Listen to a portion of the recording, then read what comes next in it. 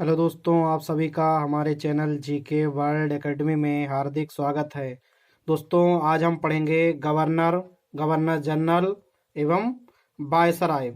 इसको पढ़ने से पहले हम गवर्नर जनरल एवं वायसराय में अंतर देखेंगे कि ये गवर्नर जनरल और वायसराय जो है वो एक ही शब्द था या अलग था। तो दोस्तों, वास्तव में अगर बात करें तो जो गवर्नर जनरल और जो वायसराय है वो एक ही व्यक्ति हुआ करता था। बस क्षेत्र अधिकार में जब अलग अलग ये कार्य करते थे तो इनको अलग अलग नाम से जाना जाता था। जैसे अगर गवर्नर जनरल की अगर बात करें तो जब यह ब्रिटिश प्रांतों में शासन संभालते थे तो इनको गवर्नर जनरल कहा जाता था।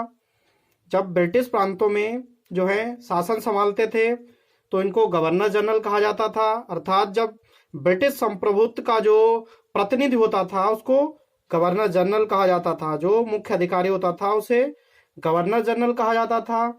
यही जब ब्रिटिश क्राउन के प्रतिनिधि के रूप में अगर कार्य करता था तो इसे वायसराय कहा जाता था। जब यह ब्रिटिश क्राउन के प्रतिनिधि मतलब राजा के रूप में कार्य करते थे तो इनको वायसराय कहा जाता था। और ये जो क्राउन को जो ये ब्रिटिश क्राउन का प्रतिनिधि के रूप में जब कार्य करते थे तो इसे वायसराय कहा जाता था। इसी क्राउन को जो है अधिकार था कि वो वायसराय तथा प्रांतों के गवर्नरों की नियुक्ति का अधिकार जो था वो क्राउन को था। तो ये जो आपको आई होप ये गवर्नर जनरल और वायसराय में डिफरेंस समझ में आया होगा। ये एक ही व्यक्ति हुआ करता था, बस अलग अलग क्षेत्रों में जब ये क्षेत्र का जो कार्यभार है संभालते थे तो उनको अलग अलग नामों से जाना जाता था। जैसे ये गवर्नर जनरल जब ब्रिटिश प्रांतों का जब का जो कार्य संभालते थे तो इनको गवर्नर जनरल कहा जाता था। और ये जब राजा मतलब प्रतिनिधि क्राउन के प्रतिनिधि के रूप में जब कार्य करते थे तो इनको वायसराय कहा जाता था। आई होप आपको क्लियर हो गया होगा गवर्नर जनरल और वायसराय। उसके बाद हम क्रम से पढ़ेंगे गवर्नर पहले, फिर उसके बाद गवर्नर जनरल, फिर वायसराय। ये कब कब जो है शब्द चेंज हुआ या जो पद है वो कब सृजित किया गया, जैसे गवर्नर के बाद गवर्नर जनरल कब बना और वायसराय कब बना, इनको क्रम से पढ़ेंगे। पहले हम पढ़ेंगे गवर्नर। जैसे यहाँ पे जो ये डेट आपकी मेंशन है ये रेंज बता रही है कि कब से कब तक बंगाल के जो रहे हैं वो सारे गवर्नर। जैसे 1757 से 1773 के बीच जितने भी जो बंगाल के रहेंगे उनको गवर्नर कहा जाएगा, 1757 से 1773 के बीच। तो यहाँ बंगाल का जो प्रथम गवर्नर है वो रॉबर्ट क्लाइव, बंगाल का प्रथम गवर्नर रॉबर्ट क्लाइव, और बंगाल का अंतिम गवर्नर वारेन हेस्टिंग। ये आपको याद रखना है। अंतिम जो है बंगाल का गवर्नर वो वारेन हेस्टिंग है और प्रथम बंगाल का गवर्नर रॉबर्ट क्लाइव है। और रॉबर्ट क्लाइव से एक और पॉइंट याद रखना है क्योंकि रॉबर्ट क्लाइव जो है वो बंगाल का 2 बार गवर्नर बना है। यहाँ पे डेट मेंशन है 1757 से 60 एक पहली बार बना, उसके बाद 1765 से 1767 ईस्वी ये बंगाल का 2 बार गवर्नर बना।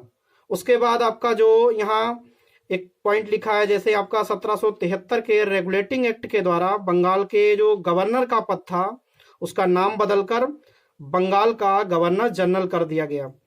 तो ये आपको रेगुलेटिंग एक्ट 1773 का याद रखना है। कई बार पूछा जाता है कि कौन से रेगुलेटिंग एक्ट के तहत बंगाल का जो गवर्नर का पद था उसको समाप्त कर बंगाल का गवर्नर जनरल कर दिया गया। तो आपको ये याद रखना है 1773 के रेगुलेटिंग एक्ट के तहत किया गया था। बंगाल के गवर्नर का जो पद था उसको बदलकर बंगाल का गवर्नर जनरल कर दिया गया। उसके बाद जब बंगाल का गवर्नर जनरल का पद बन गया तो उसके बाद जो पहला बंगाल का गवर्नर जनरल बना वो आपका है यहाँ पे वारेन हेस्टिंग। जो वारेन हेस्टिंग है वो आपका बंगाल का प्रथम गवर्नर जनरल बना। उसके बाद बंगाल का अंतिम गवर्नर जनरल तो आपका विलियम बेंटिंग। ये डेट है जैसे यहाँ 1774 से आपका जो 1833 के बीच जितने भी रहेंगे वो गवर्नर जनरल कहलाएंगे।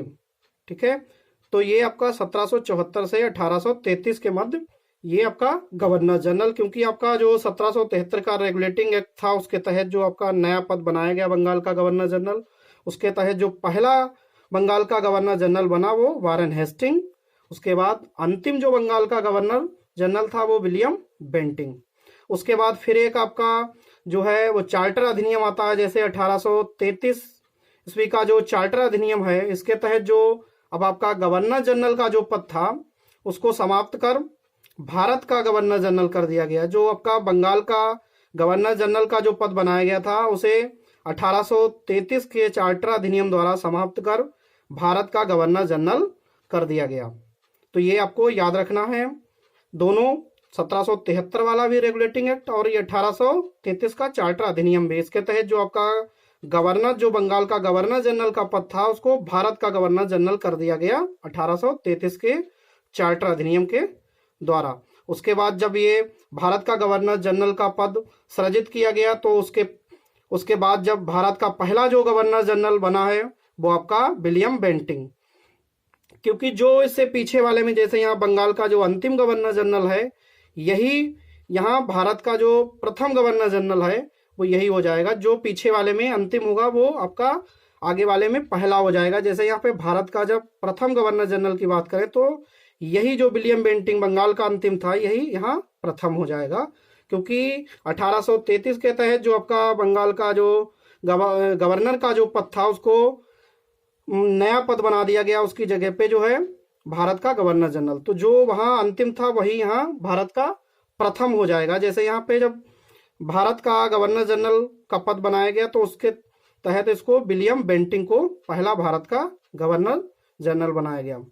और भारत का अंतिम गवर्नर जनरल लॉर्ड कैनिंग, ये अंतिम है। उसके बाद फिर आपका एक पॉइंट याद रखना है कि भारत सरकार अधिनियम 1858, इसके तहत जो भारत का शासन था वो कंपनी से लेकर ब्रिटिश क्राउन के हाथों में सौंप दिया गया और एक नया पद बनाया गया जिसे वायसराय कहा जाता है। तो ये आपको याद रखना है कि भारत सरकार अधिनियम जो है 1858, इसके तहत भारत का जो शासन था वो कंपनी से लेकर ब्रिटिश क्राउन के हाथों में सौंप दिया गया और एक नया पद बनाया गया वायसराय।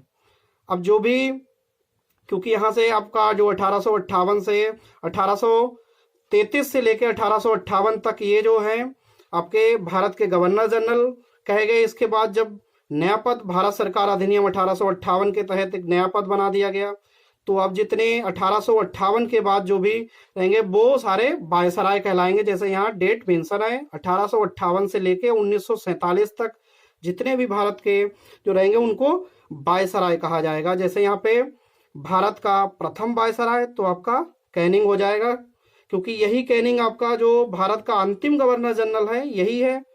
तो पहले भी कह चुके हैं कि अब जो अंतिम होगा पीछे वाले में वही, ऐसे जो यहाँ पे जो भारत का जैसे अंतिम है जो पीछे वाले में अंतिम होगा वही यहाँ पे आपका आगे वाले में प्रथम हो जाएगा। जैसे यहाँ पे भारत का प्रथम वायसराय कैनिंग, अगर पूछा जाएगा कि भारत का अंतिम गवर्नर जनरल तो भी यही हो जाएगा, क्योंकि कैनिंग, इससे पीछे जो पद है वो गवर्नर जनरल का है, तो पीछे आपका जो अंतिम है पूछा जाएगा तो कैनिंग, और भारत का अगर प्रथम वायसराय पूछेगा तो भी कैनिंग हो जाएगा, और भारत का अगर अंतिम वायसराय तो आपका माउंट बेटन हो जाएगा ये अंतिम, क्योंकि 1858 से 1947 के बीच जितने भी रहेंगे तो उनको वायसराय, क्योंकि वायसराय का पद 1858 भारत सरकार अधिनियम द्वारा बनाया गया। इसके बाद जितने हैं वो वायसराय कहलाएंगे 1947 तक। उसके बाद जब देश आज़ाद हो गया, जैसे 15 अगस्त 1947 को जब भारत आज़ाद हो गया, तो अगर स्वतंत्र भारत का प्रथम गवर्नर जनरल पूछा जाएगा तो माउंट बेटन, स्वतंत्र भारत का प्रथम गवर्नर जनरल माउंट बेटन। और एक पॉइंट याद रखना है, जैसे अगर स्वतंत्र भारत का प्रथम एवं अंतिम भारतीय, ये याद रखना है कि भारतीय अगर पूछा जाएगा तो सी राजगोपालाचारी हो जाएंगे। स्वतंत्र भारत के प्रथम और अंतिम भारतीय गवर्नर जनरल सी राजगोपालाचारी, ये स्वतंत्र भारत के प्रथम एवं अंतिम भारतीय, क्योंकि स्वतंत्र भारत का तो प्रथम गवर्नर जनरल माउंट बेटन है, अगर स्वतंत्र भारत का प्रथम भारतीय और अंतिम, ये दोनों प्रथम और अंतिम दोनों अगर भारतीय पूछा जाएगा तो आपका सी राजगोपालाचारी हो जाएगा आंसर। तो ये आई होप आपको गवर्नर, गवर्नर जनरल और वायसराय समझ में आए होंगे, और इनसे जितने भी जुड़े परीक्षाओं में इंपॉर्टेंट फैक्ट पूछे गए हैं वो हम नेक्स्ट वीडियो में पढ़ेंगे। जितने भी परीक्षाओं में इनसे बने हैं फैक्ट, प्रथम या अंतिम या किसके काल में कौन सी घटना हुई है, उनसे जुड़े जितने भी संबंधित प्रश्न पूछे गए हैं तो वो हम नेक्स्ट वीडियो में पढ़ेंगे। और आप लोग ज़्यादा से ज़्यादा चैनल को शेयर करें, सब्सक्राइब करें और कमेंट्स करें।